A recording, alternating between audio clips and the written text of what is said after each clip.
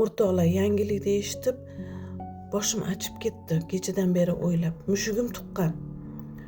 Uyda usta bor. 2 kun ishlasam 2 kun dam olaman. 2 kun dam kunimda ustalarga ovqat qilib beray deyman. Endi bu mushuk tuqqan, bunga pasport qilish kerak. Nechta tug'di ekan bilmayman. Bittasini olib yuribdi.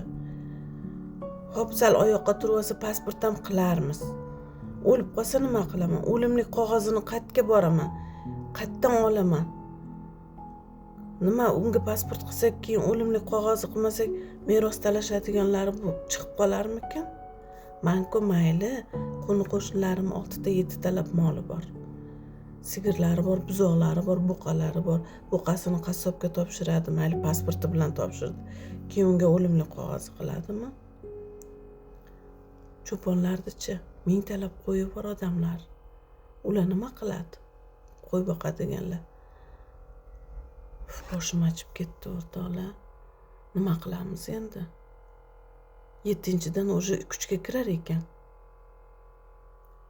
Bu mushugim bolasini hali ko'zi ochilmagan. Bu ulguram har 3 oyda tug'adi, ishonasizlarmi? Hayrat, itimiz yo'q.